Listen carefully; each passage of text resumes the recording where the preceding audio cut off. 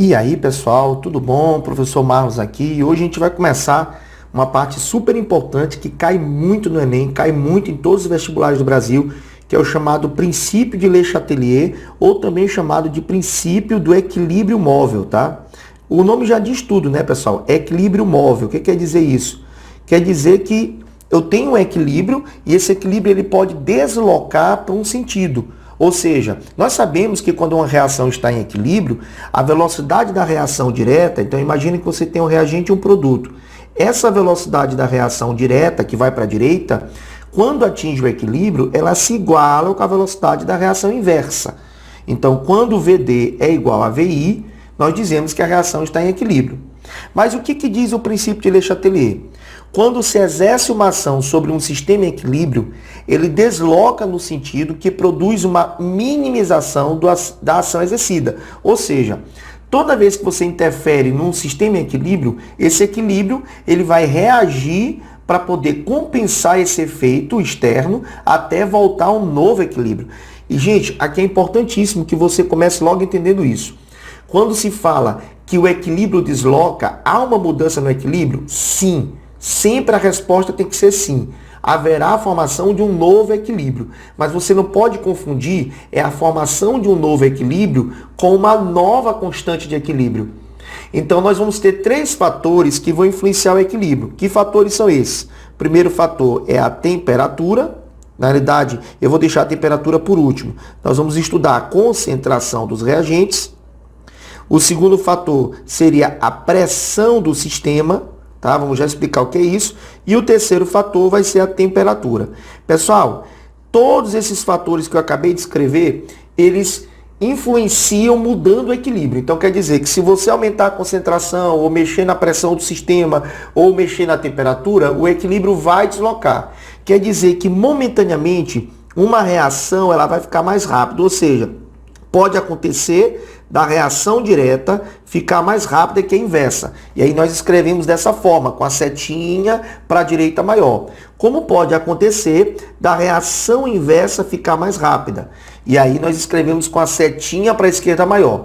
Mas isso vai ficar eternamente assim? Não. Porque o princípio de Le Chatelier é justamente isso. À medida que você altera um desses três fatores, você vai fazer com que esse equilíbrio seja deslocado até que um novo sistema em equilíbrio seja alcançado, ou seja, até que a velocidade da reação direta fique igual novamente à velocidade da reação inversa. No entanto, esses dois primeiros fatores aqui, concentração e pressão, vocês vão ver na aula de hoje que a constante de equilíbrio antes vai ser igual à constante de equilíbrio depois. Ou seja, eu tenho a formação de um novo equilíbrio, haverá uma mudança do equilíbrio, mas as constantes de equilíbrio para a concentração e pressão não serão afetadas. Já na temperatura, vocês vão perceber que a constante de equilíbrio 1 ela vai ser diferente da constante de equilíbrio 2 e vocês vão entender isso na aula de hoje. Então, basicamente, princípio de Le Chatelier ou equilíbrio móvel é uma resposta à alteração de um desses três fatores. Então, toda vez que nós mexemos nesses fatores, o equilíbrio ele se desloca para que seja atingido um novo equilíbrio, podendo ou não haver uma mudança na constante de equilíbrio, dependendo de que fator você está mexendo. Então, quer dizer que você mexendo, por exemplo, na concentração e na pressão, você altera o equilíbrio, mas você não altera a constante de equilíbrio. Enquanto você mexendo na temperatura, você vai alterar tanto o equilíbrio, quanto você vai alterar também a constante de equilíbrio, e nós vamos ver isso daqui a pouco.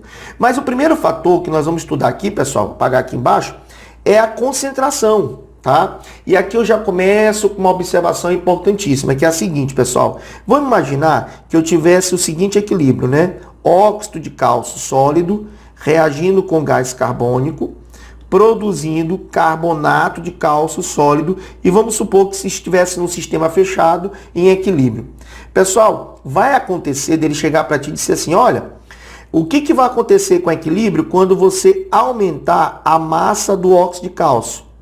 Quando se aumentar essa massa aqui. Pessoal, lembra, quando a gente estudou constante de equilíbrio, lembra que os sólidos, eles não variam sua concentração. Toda vez que você encontra um Szinho escrito assim, ó, quer dizer que a substância está sólida. Sendo sólido, não há variação na sua concentração. Não havendo variação na concentração, consequentemente, nós não podemos dizer que vai alterar a constante de equilíbrio quando você aumentar essa massa. Consequentemente, também não vai alterar o deslocamento. Ou seja, cuidado com isso, porque muitas questões de vestibulares, eles vão dizer assim, olha, o equilíbrio desloca para a direita se você aumentar a massa de óxido de cálcio. Não, pessoal. O equilíbrio só vai deslocar se houver uma alteração na concentração. Sendo que os sólidos, esses que estão escritos com S do lado, têm concentração constante. Se a concentração do óxido de cálcio é constante, você não tem como alterar essa concentração. Então, aumentar a massa do óxido de cálcio não está aumentando a concentração dele, portanto, não desloca para lado nenhum. Você só vai ter uma alteração da concentração se a substância não estiver na fase sólida. Aí sim, você aumentar a quantidade dele é aumentar a concentração e, portanto, influenciar no equilíbrio. Mas enquanto você estiver na fase sólida, aumentar a massa dessa substância não varia a sua concentração e, portanto, não desloca o equilíbrio. Então já começa logo aqui essa observação que toda vez que nós falamos em concentração, nós estamos nos referindo a substâncias que não estejam na fase sólida. Então, a concentração, quando você aumenta ou a diminui, você vai interferir na velocidade. Lembra disso? Imagine vocês aqui a reação direta. Velocidade dessa reação que eu estou escrevendo aí, ó. K seria a concentração do nitrogênio, concentração do hidrogênio elevado ao seu coeficiente aqui, certo? O que vai acontecer se você aumentar a concentração do nitrogênio? Você estaria aumentando a quantidade de nitrogênio aqui nessa expressão, fazendo com que essa velocidade também aumente. Então, quando você mexe na concentração de um reagente, você está mexendo diretamente na velocidade de uma reação. É só usar aqui a lei de ação das massas que nós já estudamos. Então, aumentar a concentração de um reagente, aumentar a concentração de qualquer um desses dois aqui do reagente, vai fazer com que a velocidade da reação direta se acelere. Como a inversa, como eu não estou mexendo aqui nesse produto, então, consequentemente, a inversa ela vai continuar na mesma velocidade. Mas como você aumentou a velocidade da direta, fazendo uma comparação de uma com a outra, você vai perceber que a velocidade da inversa ela foi aumentada. Então, consequentemente, se eu aumento a concentração aqui do nitrogênio, ou se eu aumento aqui a concentração do hidrogênio, eu estou aumentando a velocidade da reação direta. Consequentemente, o equilíbrio ele vai ser deslocado para a direita. Ó, então, quer dizer que a reação vai ficar mais rápida no sentido da direta, né? A reação direta fica mais rápida. A mesma coisa seria se eu aumentasse a concentração da amônia lá do outro lado, pessoal. Aí eu já estaria aumentando a velocidade da reação inversa. Porque quem é a reação voltando? V é igual constante da inversa, multiplicada a concentração da amônia, elevado o quê? Ao quadrado. Então, quer dizer que se você aumentar a concentração do teu produto lá do outro lado, essa reação inversa vai ficar mais rápida. Então, você vai ter esse deslocamento do equilíbrio no sentido da inversa, ó. Certo? E aí nós podemos concluir o seguinte, que toda vez que há um aumento da concentração de um participante, a reação desloca o equilíbrio no sentido em que esse participante é consumido. Vamos resumir isso. Toda vez que você adiciona algum reagente, o equilíbrio sempre vai deslocar para o sentido oposto. Ou seja, para o sentido oposto desse reagente. Então, se eu coloco mais reagente do lado esquerdo, do lado dos reagentes, a reação desloca para o lado direito. Se você coloca mais do produto, mais reagente do lado do produto, a reação vai deslocar para a esquerda. Então é sempre assim, colocou de um lado, o equilíbrio desloca para o lado oposto. Então sempre que você adiciona um reagente, você vai deslocar para o sentido oposto, tudo bem? Agora, e se eu fizer o inverso, Marlos? E se eu diminuo a concentração? Então vamos imaginar que eu vou diminuir a concentração aqui do meu nitrogênio. Então, vamos apagar isso aqui. Então, vamos imaginar que eu diminua a concentração do nitrogênio. Pessoal, pela lei de ação das massas, a velocidade da reação direta é igual a concentração do nitrogênio elevado a 1, concentração do hidrogênio elevado a 3. Mas veja que são grandezas diretamente proporcionais. Então, o que vai acontecer quando você diminuir a concentração do nitrogênio?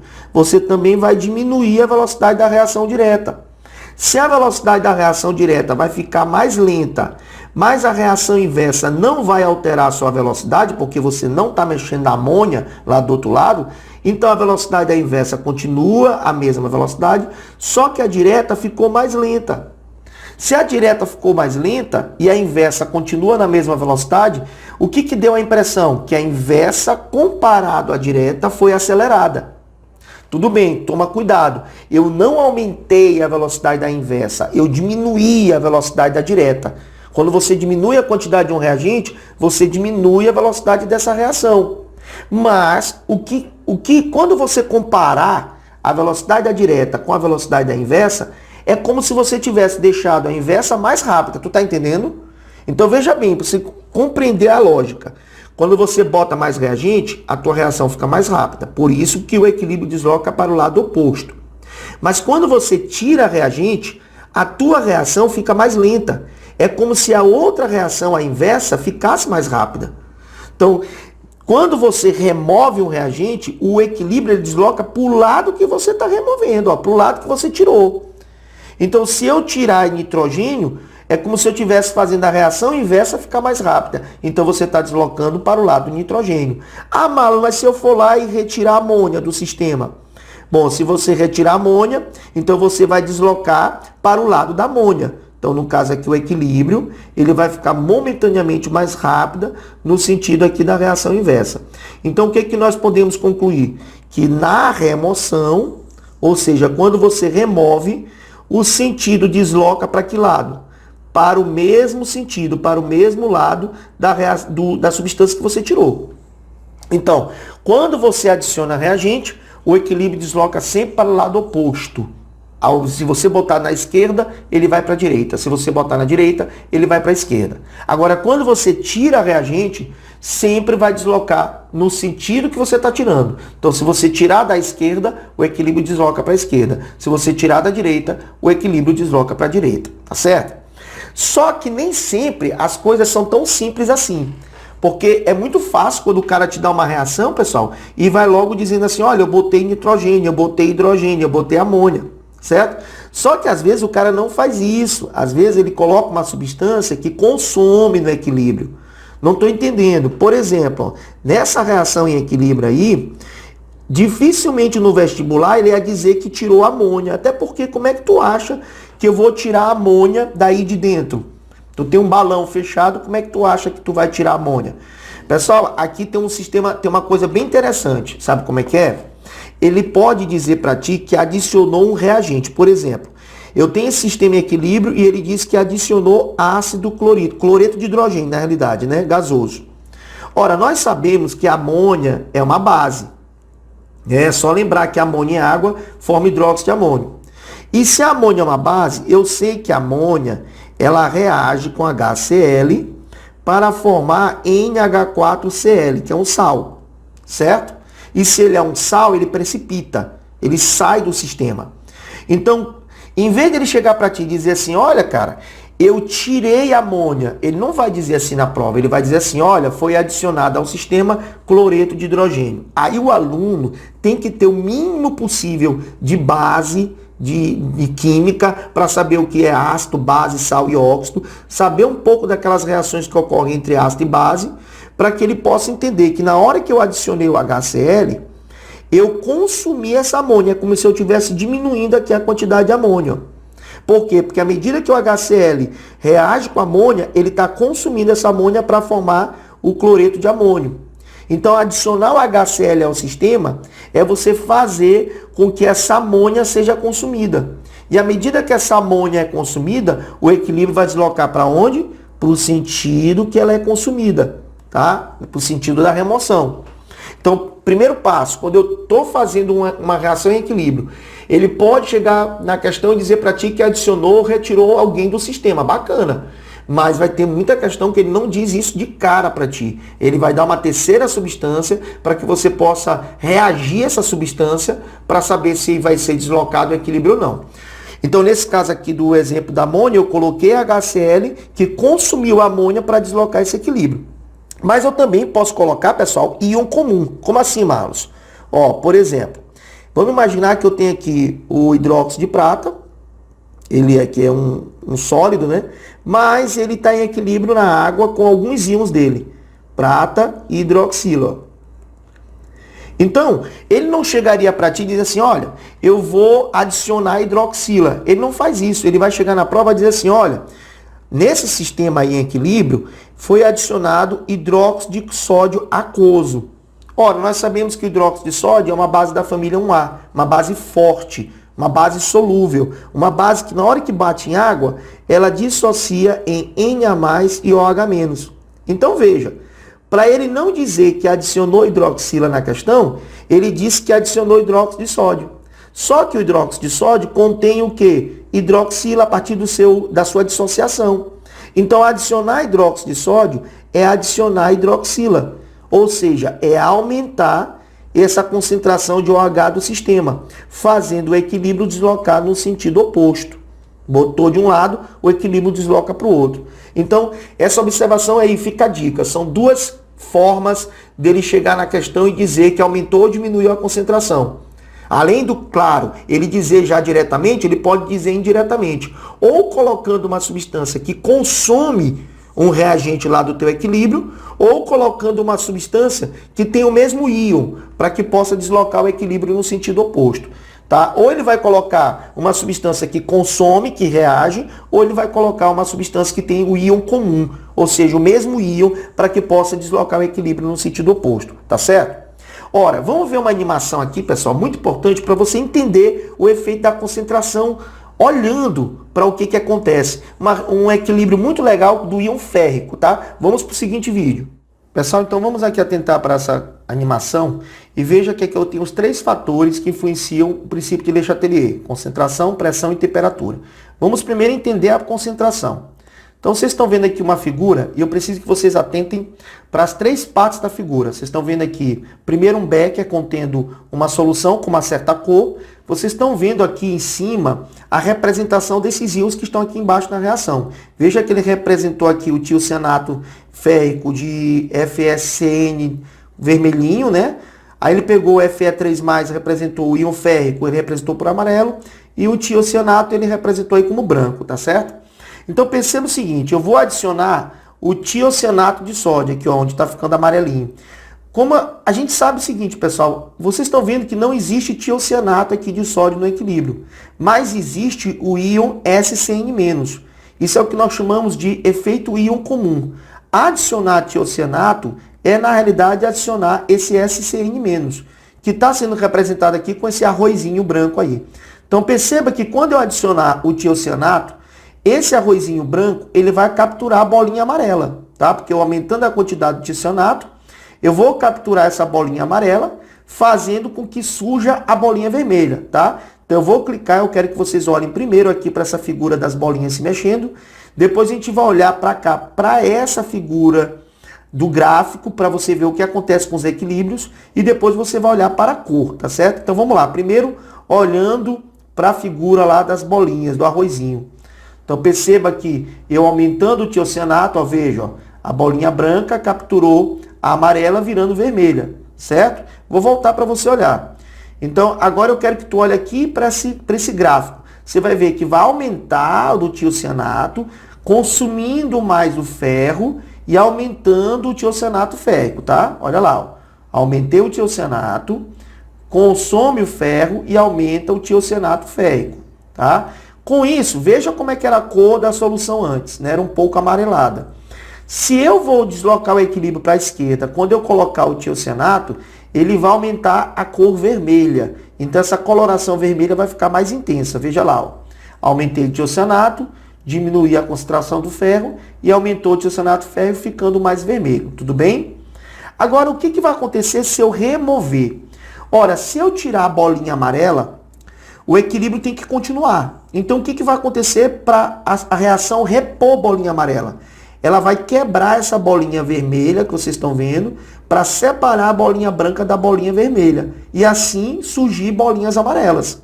Então, se eu removo o ferro, eu vou estar forçando o equilíbrio deslocar para a direita, para o lado que eu estou removendo, para retirar para quebrar essa estrutura do SCN2+, produzindo aí bolinhas amarelas, que é o íon férrico. Olha só, vamos lá.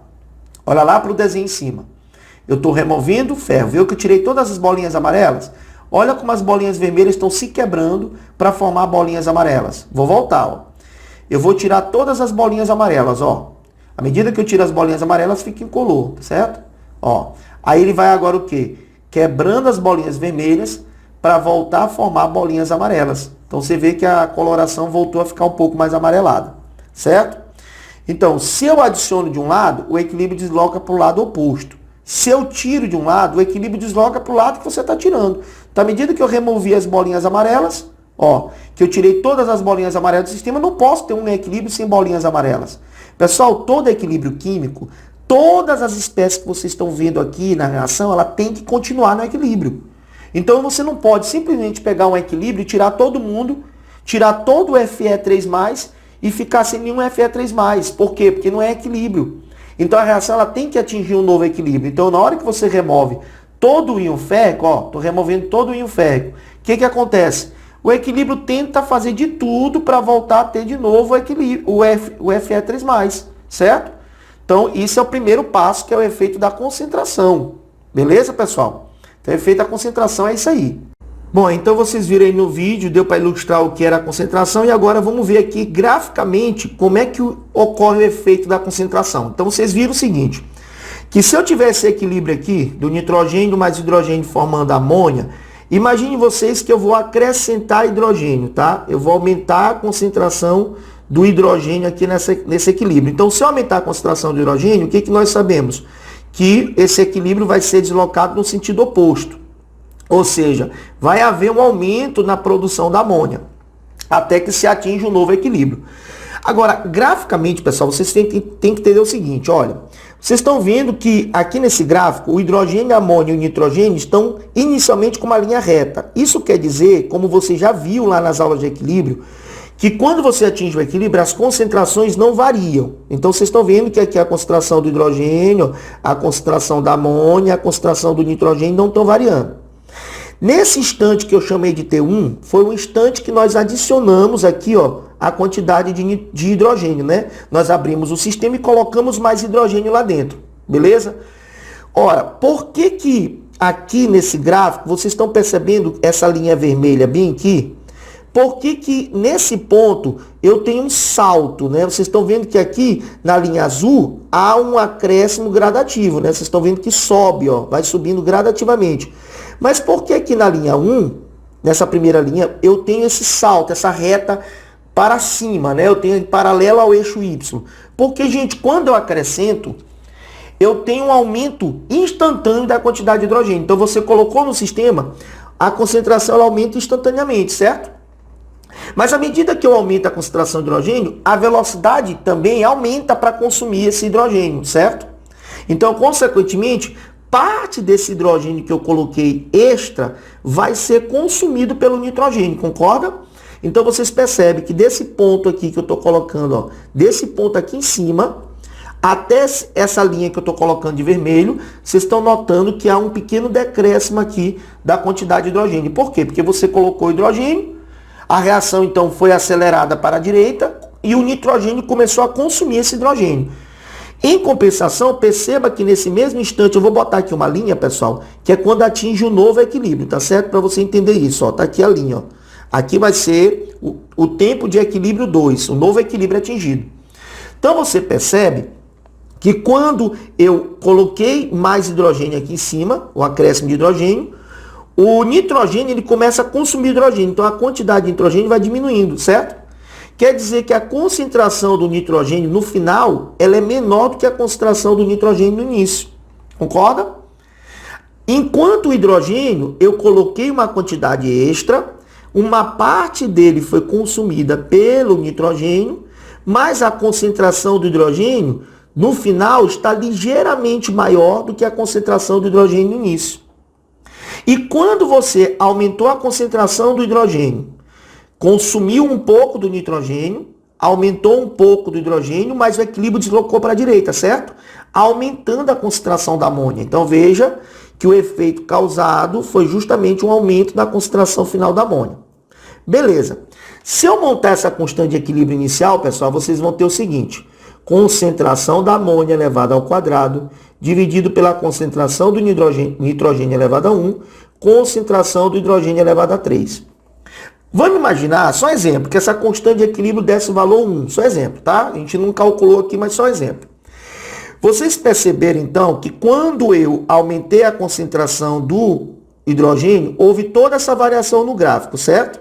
Você percebeu que aumentou um pouco a concentração do hidrogênio, então eu posso dizer aqui que no gráfico, tá?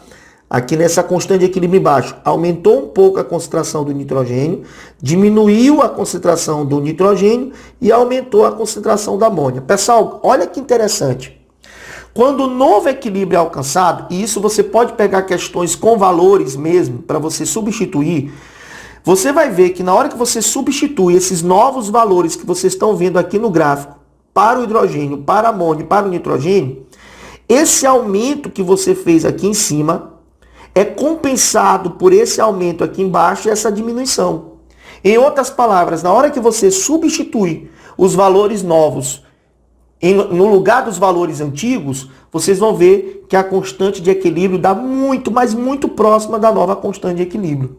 Então quer dizer que você comparando a primeira constante antes do acréscimo de hidrogênio e comparando a nova constante, vocês vão ver que praticamente não houve alteração na minha constante de equilíbrio. Por quê? Porque quando você aumenta de um lado, a reação vai lá e bota do outro.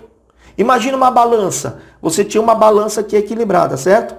Aí você foi lá nessa balança e colocou um peso aqui desse lado. É claro que a balança ela vai descer, concorda? Mas se você for lá e botar um peso do outro lado, a balança volta para o equilíbrio, tudo bem? É claro que a quantidade de peso que tem de um lado do outro aumentou.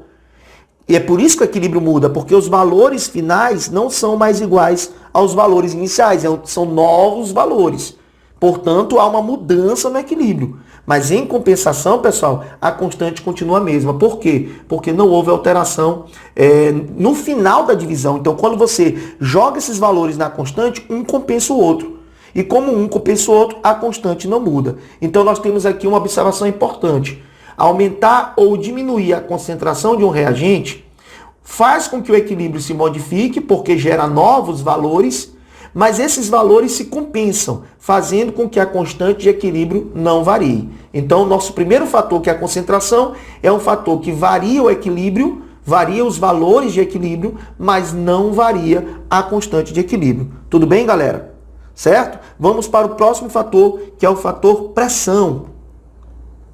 Bom, e agora? Vamos falar um pouco aqui sobre pressão. Para entender pressão, eu preciso entender o seguinte. Pessoal, tome muito cuidado, porque quando se fala em pressão aqui, eu estou falando em pressão do sistema. E qual é a diferença de pressão do sistema para pressão parcial? Porque veja bem, já caiu muita questão onde ele chega para ti, imagina aqui esse equilíbrio que vocês estão vendo, né? O iodo gasoso, vamos imaginar que aqui eu tenha iodo gasoso, tá? Vou colocar aqui iodo gasoso, reagindo, produzindo 2I gasoso, como ele está mostrando aqui no esquema, né?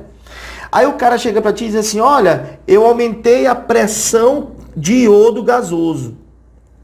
Pessoal, uma coisa é eu dizer que aumentei a pressão de fulano ou aumentei a pressão de ciclano. Outra coisa é eu dizer que aumentei a pressão do sistema. Quando ele chegar para ti e dizer, ó, houve um aumento da pressão e não disser nada para ti, ele está se referindo à pressão do sistema. Quando ele disser que aumentou a pressão de fulano, lembra da fórmula de Clapeyron? PV igual nRT. Se eu passo V para cá, você vai ter o seguinte, ó, que P é igual a N sobre V RT. E N sobre V, todo mundo sabe que é concentração. Então, quando eu disser para ti que eu aumentei a pressão de um gás A, é a mesma coisa de dizer para ti que eu aumentei a concentração desse gás. Então, cuidado, pessoal, aumentar a pressão de um gás é, na realidade, aumentar a sua concentração. Então, você não analisa como aumento de pressão de sistema. Você analisa como nós analisamos agora há pouco a concentração. Aumentou a pressão de A, deslocou para o lado oposto a A. Aumentou a pressão, diminuiu a pressão de A, deslocou para o mesmo lado de A. Então, você vai imaginar Toda vez que ele falar que aumentou a pressão de um gás especificamente, você vai trocar essa palavra pressão por concentração. É só lembrar. Olha, eu aumentei a pressão do iodo. Então é a mesma coisa dizer, olha, eu aumentei a concentração do iodo. Então quer dizer que o equilíbrio desloca para o lado oposto. Mas o que é essa pressão que eu estou me referindo aqui? Gente, pressão do sistema nada mais é do que o volume do recipiente. Então você, quando aumenta a pressão, olha aqui para essa figura, vamos já assistir um vídeo aqui para você entender. Quando você aumenta a pressão, você está diminuindo o volume do recipiente. Então aumentar a pressão do sistema é diminuir o volume do recipiente. E o que vai acontecer quando você aumenta e diminui o volume do recipiente? Vamos para a seguinte análise desse vídeo. Pessoal, agora vamos estudar aqui o efeito da pressão na concentração. Então, quando se fala em pressão do sistema, como a gente já falou, é o volume do recipiente. Então, vocês estão vendo aqui um êmbolo, né? Vocês estão representando aqui o iodo como sendo essas duas bolinhas púrpura roxa, né? E o iodo atômico, assim que essa molécula de iodo se quebra, ela vai formar o iodo separadinho, que é essa moléculazinha branca aí que vocês estão vendo. Então, quando eu aumento a pressão, o que eu vou fazer com esse êmbolo? Eu vou empurrar para baixo. Ao empurrar para baixo, você vai fazer com que as moléculas se aproximem. Então, vamos aumentar aqui, pessoal, a pressão dele. Então, vamos aumentar a pressão. Então, quando ele aumenta a pressão, olha para o êmbolo. Eu empurrei para baixo. Quando eu empurro esse êmbolo para baixo, eu estou fazendo o que com o volume? Eu estou reduzindo o volume, diminuindo o espaço das moléculas. Então, com isso, essas moléculas vão ficar mais próximas uma da outra. Se essas moléculas se aproximam, o que vai acontecer com essas moléculas brancas aí? Ó, elas vão se juntando, tá vendo? Ó? E à medida que elas vão se juntando, o número total de moléculas diminui. Então, você percebeu? Vou voltar para você ver, ó. Você tinha uma quantidade, se você contasse o número total de moléculas, né? Imagina aí, olha para o número total de moléculas. Então, quando você aumenta a pressão, você vai fazer com que haja uma redução do volume. As moléculas, então, passam a ficar mais próximas uma das outras. E à medida que essas moléculas se aproximam, elas se atraem. Causa, então, uma agregação. Elas vão se juntando. Então, veja que a molécula branca, ela vai se juntar uma com a outra, ó, formando as moléculas roxas aí, que é o iodo. Isso vai causar, então, uma diminuição do número total de moléculas. Então, a gente pode resumir o seguinte, que quando você aumenta a pressão do sistema, você faz com que as moléculas se agreguem. Ou seja, você faz com que as moléculas reduz o seu número total. Então, sempre que tu aumentar a pressão do sistema, você vai deslocar o equilíbrio para o lado que tem menos moléculas. Então, você vai pegar o lado esquerdo, você vai somar apenas os gases. Lembra, sólido, líquido não entra nesse esquema, somente gás. Então, você vai somar todas as moléculas que estão do lado esquerdo, soma o número total das moléculas do lado esquerdo, soma o número total das moléculas do lado direito. Quando você aumentar a pressão, vai deslocar para o lado que tem menos moléculas. Mas, Marlos, e se o somatório der igual? Se a quantidade de gás do reagente for igual ao do produto, o que vai acontecer quando tu aumentar a pressão? Nada. Tá, pessoal? Não desloca o equilíbrio. Só vai haver deslocamento de equilíbrio se houver um lado for diferente o número de gás do outro lado. Tá certo? E sempre que tu aumentar a pressão, vai para o lado que tem menos gás. Tudo bem? E o que vai acontecer quando você diminui a pressão? Ou seja, você puxa o êmbolo para cima. Agora você aumentou o volume. Então as moléculas elas têm mais liberdade para poder se movimentar. Com isso, as moléculas que estão juntas do iodo vão ter agora maior liberdade, maior agitação e elas vão se separar uma da outra. Tá? Elas vão ter espaço para poder agora desagregar. Ó. Então, à medida que elas desagregam, elas vão virando as bolinhas brancas, aumentando o número total de bolinhas. Isso a gente conclui o quê? Que quando você diminui a pressão, você faz com que haja uma desagregação e, portanto, um aumento do número total de moléculas. Então, sempre que você diminuir a pressão, você vai deslocar para o lado que tem mais gás. Tá certo, pessoal? Então, é bem simples a análise dessa questão da pressão. Bom, pessoal, então vocês viram aí no vídeo que quando você aumenta a pressão, você causa uma agregação, né? Como você está vendo aqui na figura, as bolinhas elas vão se juntando. E isso vai fazer com que haja uma redução do número de moléculas e, portanto, uma redução do volume. Então, aumentar a pressão sempre vai fazer com que você desloque o equilíbrio para o lado que tiver menor somatório de moléculas, como vocês viram no vídeo. Então, por exemplo, nessa reação em equilíbrio, onde o I2 produz 2I, você percebe que aqui eu tenho apenas 1 mol, ó, na frente o número é 1, e aqui eu tenho 2 mols.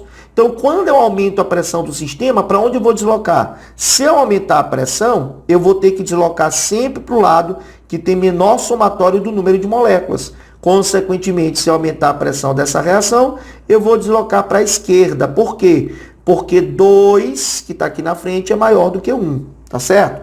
Agora, pessoal, outra coisa importantíssima que eu não posso passar sem te explicar. Então, nós estamos vendo que aumentar a pressão faz com que o equilíbrio desloque para o lado de menor número de moléculas.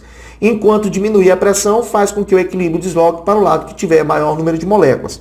Mas é muito comum ele chegar numa questão e dizer assim para ti, olha, nessa reação equilíbrio foi adicionado dentro desse equilíbrio, foi adicionado gás hélio, gás nobre hélio. Aí ele quer saber para que lado desloca. Pessoal, cuidado com isso aqui, o que nós chamamos de gás inerte. O que é isso? Toda vez que numa reação em equilíbrio você adicionar um gás que não reage com nenhuma das substâncias do teu equilíbrio, o que vai acontecer com o equilíbrio? Nada. Não vai alterar a constante, não vai alterar a pressão, só altera a pressão total, tá? Mas as pressões parciais continuam sendo a mesma. Consequentemente, não altera o equilíbrio em nada, nem desloca o equilíbrio, nem muda a constante de equilíbrio. Então, tome muito cuidado com isso. Colocar um gás inerte no sistema, um gás que não reage com nenhuma das substâncias, não altera o equilíbrio, tá certo? E por que, quando a gente aumenta a pressão do sistema ou diminui a pressão do sistema, a constante de equilíbrio não muda? Turma, é só lembrar o seguinte, ó. Vamos imaginar que eu vou montar essa constante de equilíbrio aqui dessa reação. Constante de equilíbrio vai ser concentração do I, que é o produto aqui, ó, elevado ao quadrado, dividido pela concentração do I2 elevado a 1, certo? Então, vocês percebem que essa constante de equilíbrio, ela depende da concentração desses dois caras aí. Mas, o que foi que nós vimos? Quando você aumenta a pressão, você está fazendo o que com esse volume? Aumentando a pressão. Você está fazendo com que haja uma redução do volume, certo? Se você lembra, concentração é número de mol sobre volume. Aumentar a pressão é fazer o que com o volume? Não é reduzir? Então, você vai diminuir aqui esse denominador. Então, se aumentar a pressão do sistema, digamos que aqui seja a concentração de ar, você vai diminuir o volume do recipiente. Aí você pode pensar assim, poxa, mas então a concentração vai aumentar. Por que que não? Porque quando você aumenta a pressão, você desloca para onde, pessoal? Você desloca para o lado que tem menos moléculas. Então, aumentando a pressão, vai fazer com que o somatório de moléculas, o que, pessoal? Diminua, não é isso? Então, se a concentração ela é o número de mol pelo volume, você está diminuindo o volume, mas você também vai estar o quê? Diminuindo o número de moléculas. Consequentemente, quando tu aumenta a pressão, você desloca para o lado que tem menos moléculas. Você faz com que haja menos moléculas no sistema. Mas, em compensação, você também está reduzindo o volume. Se você reduz aqui o numerador e você reduz o denominador na mesma proporção, isso aqui passa a ser o que para mim? Constante. Quer dizer, então, que a concentração dessas espécies elas vão se alterar de tal maneira que, mais uma vez, a constante de equilíbrio não varia.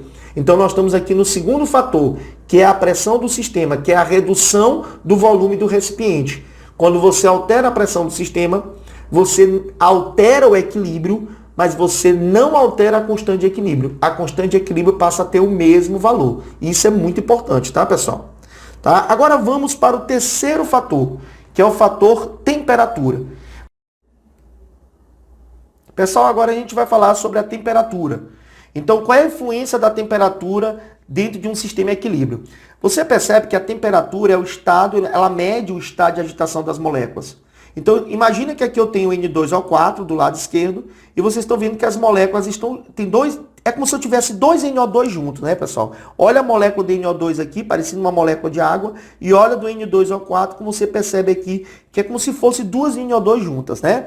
Então, quando você aumenta a temperatura, você faz com que as moléculas se agitem mais. E à medida que elas vão se agitando, a tendência é que as ligações quebrem. Então, quando você aumentar a temperatura, você vai favorecer uma quebra de ligações. E isso vai fazer então com que a molécula do N2O4, né, do tetróxido de dinitrogênio, se desagregue, se separe, formando duas moléculas de NO2. Tá? Ele representa aqui o lado esquerdo, o N2O4, como sendo incolor, e o lado direito, brown, né, quer dizer marrom. Então veja, vamos aumentar a temperatura. Olha o que acontece com as moléculas. As moléculas elas vão ficar mais agitadas. E à medida que elas vão ficando mais agitadas, o que vai acontecendo com a molécula do N2O4?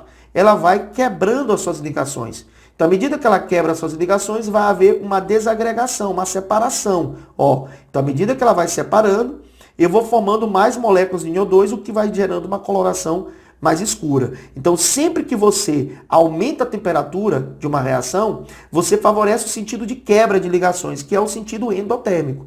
Então, o aumento da temperatura sempre é favorecer uma quebra de ligações. Já quando eu diminuo a temperatura, o que vai acontecendo? As moléculas vão ficando mais lentas. E à medida que elas vão ficando mais lentas, vai havendo uma atração entre essas moléculas. E as moléculas, então, que estão separadas do NO2, elas vão se juntando, formando aí o N2O4. Então, a diminuição da temperatura favorece a formação de novas ligações.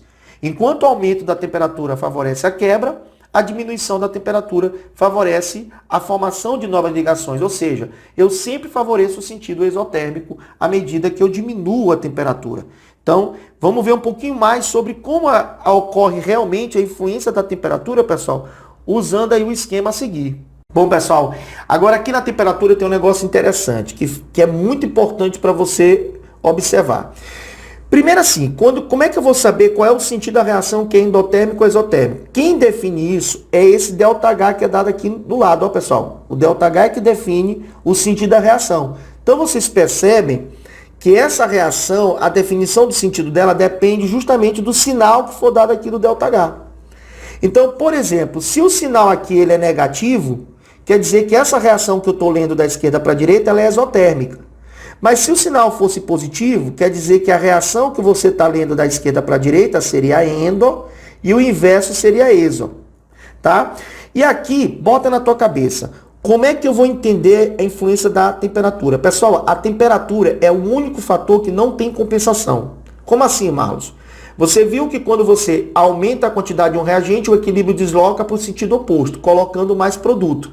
Então você bota de um lado e a reação bota do outro, o que compensa, e a constante permanece a mesma, certo? Se você aumenta a pressão, você desloca para o lado de menor número de moléculas.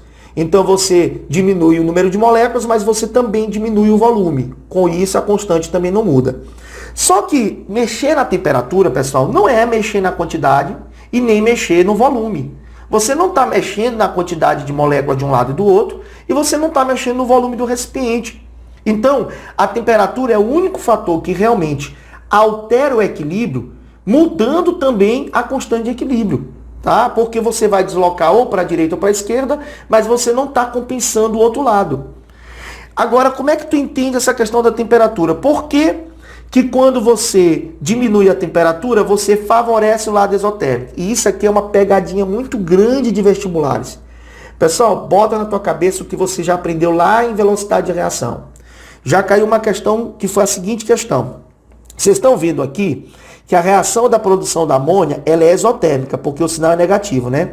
Aí teve uma questão de vestibular que diz o seguinte, que quando a temperatura dessa reação é diminuída, haveria um aumento do rendimento da amônia, ou seja, haveria um aumento da produção de amônia, e por isso haveria um aumento da velocidade dessa produção.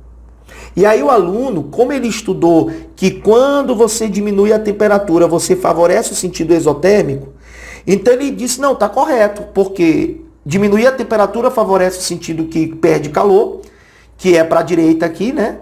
E, portanto, vai deslocar o equilíbrio para a direita, aumentando a concentração da amônia. E, portanto, ficou mais rápida. Só que aqui é que entra o perigo, porque, veja bem, quando você diminui a temperatura de uma reação, você diminui a velocidade da reação como um todo. Você viu isso lá em Lei de Ação das Massas. Temperatura é fator de velocidade. Não existe nenhuma reação, pessoal, que fique mais rápida quando você diminui a temperatura. Então, Marlos, como é que essa reação azulzinha aqui, essa reta para a direita, está maior que para a esquerda? Pessoal, é uma questão comparativa. Eu vou te dar um exemplo para você pensar. Eu estou indo daqui para a cidade de São Paulo. Eu vou com 140 km por hora. Imagine que fosse uma pista reta. Eu vou com 140 km por hora. E você vem de São Paulo para São Luís. Também só tem nós dois na pista, tá? Pista reta, não tem curva, não tem trânsito, é só a linha reta. Você vai com 140 e eu volto com 140, certo? Imagine que você, quando chegar aqui em São Luís, eu vou estar chegando em São Paulo no mesmo instante, no mesmo tempo, certo? Aí eu digo para ti agora assim, cara, tá tendo aí um problema de chuva, vamos diminuir a velocidade do carro, bora. Eu diminuo de 140 para 120 e você diminui de 140 para 100. Veja, por mais que nós dois fiquemos mais lentos, mas eu estou mais rápido que você. Porque em vez de eu diminuir para 100, eu diminui para 120, enquanto eu diminui para 100. Tá entendendo? Eu não fui acelerado, mas eu estou mais rápido que você.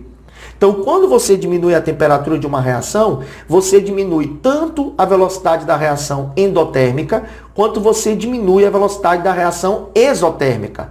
Só que você diminui mais a da endo, porque a endo queria ganhar calor. Então, como a reação endotérmica fica mais lenta ainda, é como se a exotérmica ficasse mais rápida.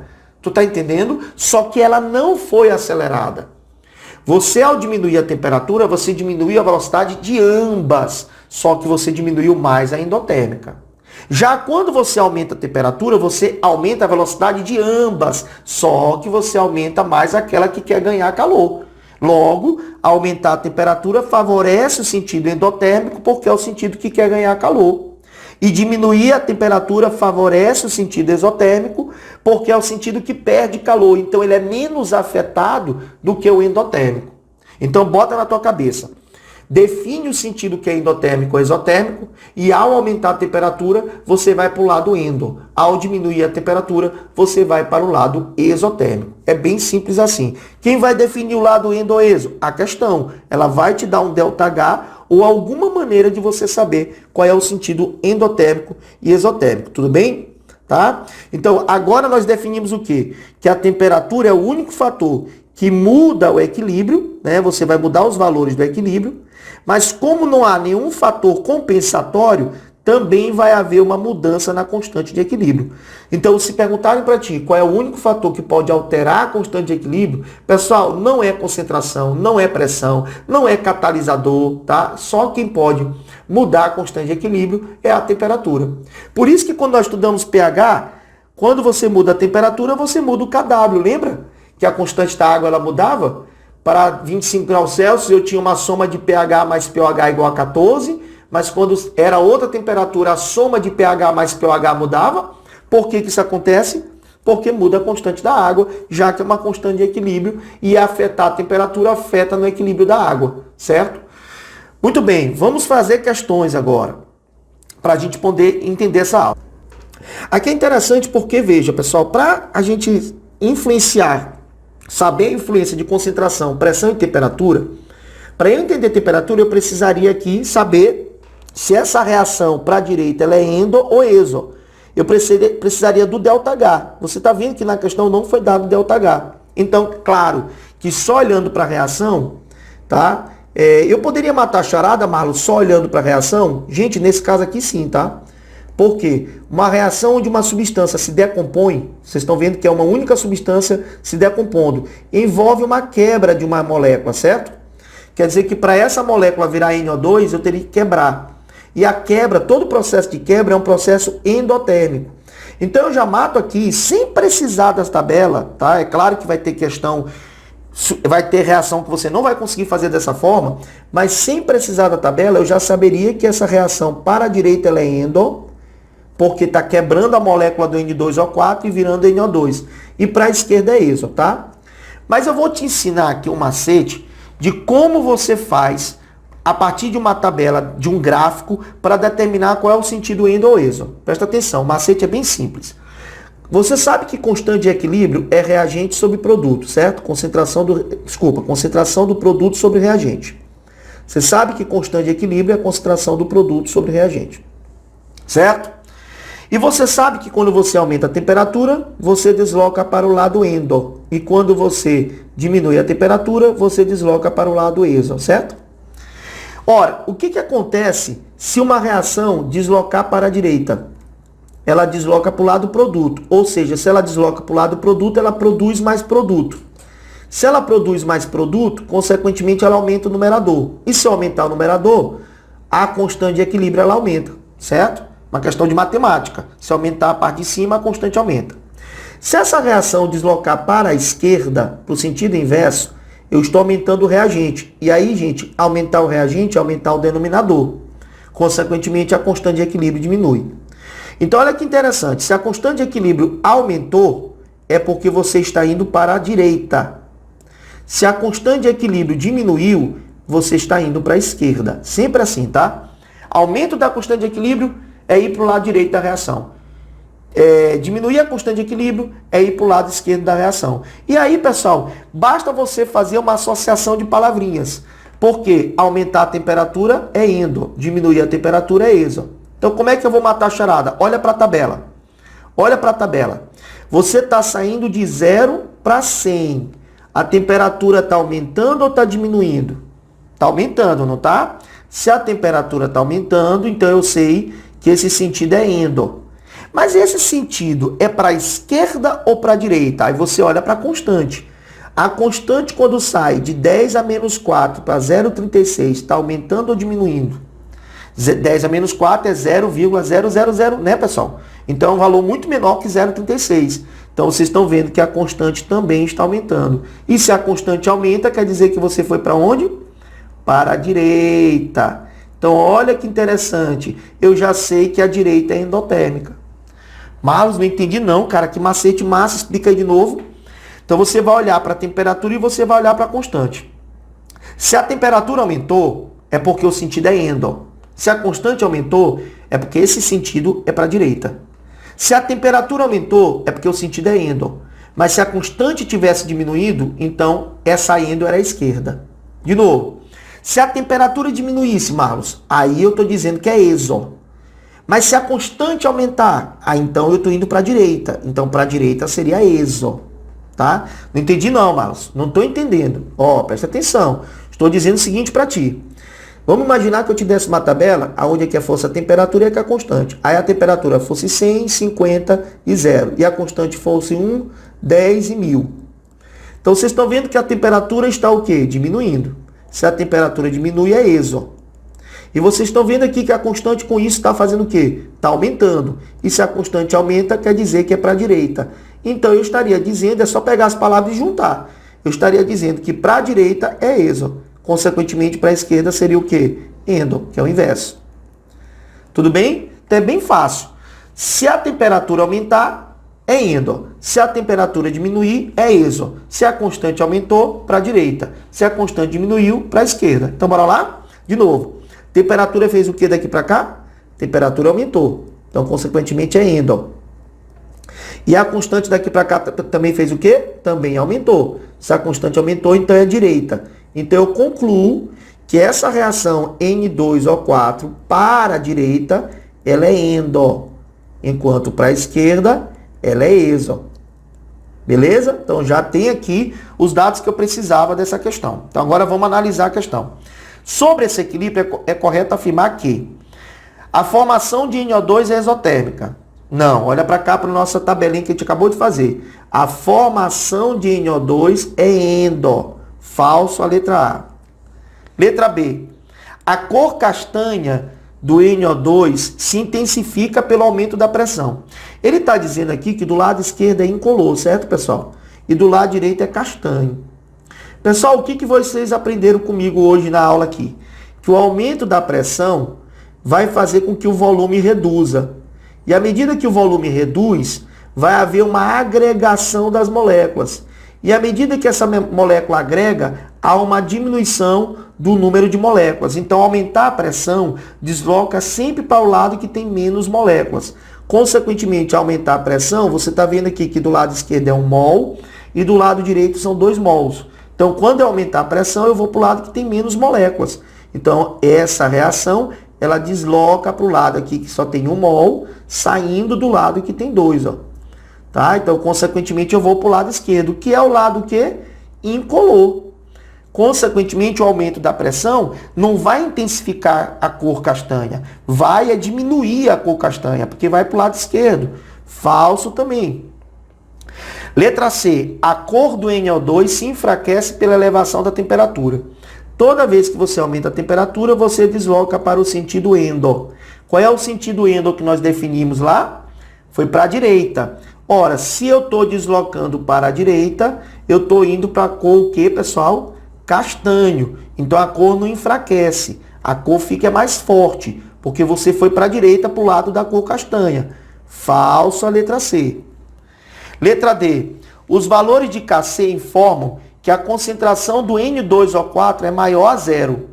Pessoal, vamos lá. Eu vou apagar aqui em cima, ó. Vamos montar a constante de equilíbrio dessa reação, tá? Vamos montar, tira um print aí, ó, para você ter a resolução. Tirou? Tira um print. Vamos lá. Agora vamos montar aqui a constante de equilíbrio. Nós sabemos o quê? Que a constante de equilíbrio é a concentração do NO2 elevado ao quadrado dividido pela concentração do N2O4. O que nós vimos? Que o sentido para a direita, ele era endo, não foi isso? Nós vimos que esse sentido para a direita, vou botar aqui de novo, ó, N2O4. Nós vimos que para a direita é endo. Ó, para a direita aqui é endo. E para a esquerda é exo. Nós vimos isso, tá? Então isso quer dizer que quando você tiver a 0 graus aqui é a temperatura mais baixa. Então, se você tiver a 0 graus, sendo a temperatura mais baixa, você favoreceu que sentido? O exo. Então, diminuindo a temperatura para 0, você está deslocando para a esquerda, que é exo. O sentido direto aqui é endo. Consequentemente, você está aumentando N2O4. Ó. Está favorecendo aqui o N2O4. Ele está dizendo o quê? Que os valores de Kc informam que a concentração do N2O4 é maior. Correto. Porque se o sentido esquerdo é exo e 0 graus é a temperatura menor, você favoreceu o sentido exo. Consequentemente, você deslocou para a esquerda. E aí, meus amigos, a gente pode concluir que a letra correta é a letra D, tá? A letra E, só de cara já está errado, porque ele diz que quando 0,2 mol de N2 se transforma, é produzido 0,2 de N2. Como, pessoal? Se a proporção é de 1 para 2. Se eu consumisse 0,2 de N2O4, eu ia produzir o dobro, 0,4 de NO2, porque a proporção é de 1 para 2. Tem nem lógica 0,2 produzir 0,2 se o balanceamento lá em cima é 1 para 2. Tá? Então, resposta correta aqui, letra D de doido. Tá? Vamos para a próxima questão. Seja a reação em equilíbrio químico a 300 graus Celsius. Então, ele está dando... Aqui tem um negócio interessante, pessoal, porque veja bem. Aqui, você está vendo que eu tenho mais 22 quilocalorias. Aí o aluno pode pensar que o ΔH dessa reação é mais 22. Pessoal, tome muito cuidado, porque há uma maneira de se escrever equações termoquímicas colocando o valor da energia dentro da reação. É mais ou menos assim, ó. Se você tiver o reagente mais uma quantidade de energia produzindo o produto, então quer dizer que essa reação ela é endotérmica. Porque está dizendo que o reagente está consumindo essa energia, certo? Então aqui é mais X. Mas se você tiver uma reação produzindo o produto mais X, você está dizendo que essa reação está produzindo essa quantidade de calor. Se você trouxer aqui para o lado do reagente, ele vem assim, reagente menos X produzindo o produto. Então, nesse caso, o ΔH ele passa a ser negativo. Então, toda vez que a energia estiver do lado do reagente, a reação é endotérmica. Toda vez que a energia estiver do lado do produto, a reação ela é exotérmica. Então, quer dizer que eu posso escrever assim, ó. N2 mais 3H2 produzindo 2NH3, aonde esse ΔH é menos 22. Se o ΔH é menos 22, então quer dizer que a reação para a direita é exo, né, que é o sinal aqui é negativo, e para a inversa é endo. Beleza? Agora sim, vamos estudar o que ele está falando. Então, ele quer saber, o equilíbrio vai ser deslocado para a direita se. Então, vamos analisar cada caso. Se a ele for adicionado HCl, ó, aquilo que eu falei para vocês, uma forma de dizer que diminui a concentração de alguém é colocar um reagente que reage com esse alguém. Então, você vê que no equilíbrio não tem nada de HCl, mas eu sei que a amônia reage com HCl para produzir NH4Cl. Falei isso no início da aula. Então, colocar HCl, na realidade, é diminuir a concentração da amônia. E o que foi que nós aprendemos na aula de hoje? Se você bota reagente de um lado, o equilíbrio desloca para o lado oposto. Mas se você tira, o equilíbrio vai deslocar para o lado que você está tirando. Então, se eu estou tirando a amônia porque ela reage com HCl, então o equilíbrio vai para a direita. Ok, verdadeiro. Eu quero que desloque para a direita. Beleza, certíssimo. Item 2. O que acontece quando a temperatura for reduzida? Pessoal, quando se reduz a temperatura, se favorece o sentido que é exotérmico. Consequentemente, o sentido exotérmico lá, que a gente definiu no começo da questão, é para a direita. Então, consequentemente, diminuir a temperatura vai favorecer o sentido exo e, portanto, também vai para a direita. Também correto. E, por último, se o volume do recipiente for reduzido para metade. Pessoal, reduzir o volume do recipiente, você tem aqui um volume. Você reduz, é como se você estivesse colocando um peso, ó. É aumentar o que, pessoal? A pressão. Então, quando você diminui o volume do recipiente, é a mesma coisa dizer que eu aumentei a pressão. E quando você aumenta a pressão, você vai deslocar para o lado que tem menor número de moléculas, lembra? Então, se você somar lá em cima o número de moléculas, bota aqui de verde, ó, você tem 1 do nitrogênio mais 3 do hidrogênio do lado esquerdo. Você tem 4 mol de gás. Ah, outra coisa. Você só pode fazer o cálculo de pressão se você somar gás. Tá certo? Lembra disso. Se tiver alguma substância que não for gás, você não pode somar. A pressão só exerce influência em sistemas gasosos. Então, se aparecesse aqui algum sólido ou líquido, você não somaria. Eu estou somando 1 mais 3 porque tudo aqui é gás, tá, pessoal? Então, do lado esquerdo tem 4 mol e do lado direito só tem 2 mol. Consequentemente, não vai deslocar da onde? Para o lado que tem menos moléculas. E o lado que tem menos moléculas é o lado da amônia. E aí eu vou fazer o equilíbrio deslocar, então, de novo para a direita, porque é o lado que tem menos moléculas. Então, também verdadeiro. Consequentemente, as 3 estão verdadeiras. Resposta aqui, pessoal, ó, letra C de casa. Tira um print aí, por favor, para a gente fazer a próxima questão, que essa questão aqui é a 28 do material. Tira um print. Tirou? Certo. Vamos para a próxima questão. Na próxima questão, ele diz o seguinte. Voltar aqui para o vermelho. Num becker contendo sulfato de cálcio, tem a seguinte equilíbrio. Ó, ele já está dando aqui ΔH maior que zero, ou seja, ΔH positivo. Já estou dizendo que essa reação para a direita ela é endo. Se para a direita ela é endo, para a esquerda ela é exo, certo? Ele quer aumentar a solubilidade do sulfato de cálcio. Pessoal, o que é aumentar a solubilidade? É dissolver mais. Aumentar a solubilidade é fazer com que essa reação desloque para a direita. Por quê? Porque eu quero que esse equilíbrio forme mais íons dissolvidos na água. Isso é aumentar a solubilidade. Então eu quero que vá para a direita, certo? Então, para aumentar a solubilidade do sulfato de cálcio, deve-se, letra A, acrescentar sulfato de cálcio. Aí aquele aluno que não assistiu a aula aqui do nosso curso, ele ia dizer assim, não, consequentemente, acrescentar sulfato de cálcio é deslocar para a direita. Acrescentar sulfato de cálcio é deslocar para a direita, porque quando você bota de um lado, vai para o outro. Só que, pessoal, ele é sólido. Ele é sólido. Se ele é sólido, consequentemente, meus amiguinhos, não vai deslocar para lado nenhum. Você colocar mais sólido não altera a concentração. Lembra da aula de hoje. Então, a letra A já está descartada, porque ele é sólido, não desloca para lado nenhum. Colocar o becker em banho de gelo. Em banho de gelo é diminuir a temperatura. E ao diminuir a temperatura, vai favorecer o sentido exotérmico, que lá na nossa análise lá em cima é o lado esquerdo, que é você formar mais sulfato de cálcio e não os íons. Eu quero aumentar a solubilidade, eu quero que vá para a direita. Então eu teria que aumentar a temperatura e não diminuir. Também não pode ser letra B. Adicionar cloreto de cálcio. Pessoal, aquele lance do íon comum. Quando você coloca cloreto de cálcio em água, ele dissocia, formando íon cálcio e formando íon cloreto. Se ele vai formar íon cálcio, quer dizer que colocar cloreto de cálcio é aumentar a quantidade de cálcio. Mas se eu aumentar a quantidade de cálcio, aonde é que está o cálcio aqui no equilíbrio? Não está aqui na direita? Se você aumenta a quantidade dele, o equilíbrio desloca para o lado oposto. Então vem para o lado aqui do sulfato de cálcio. Então eu não posso colocar mais íons, porque se eu botar mais íons, eu vou para o lado contrário. Eu quero aumentar a concentração, então eu quero que vá para a direita e não para a esquerda. Então também não pode ser a letra C. Letra D, aquecer o Becker. Correto. Aí sim, tá? Porque quando você aquece o Becker, você aumenta a temperatura. E aumentar a temperatura favorece o sentido endo.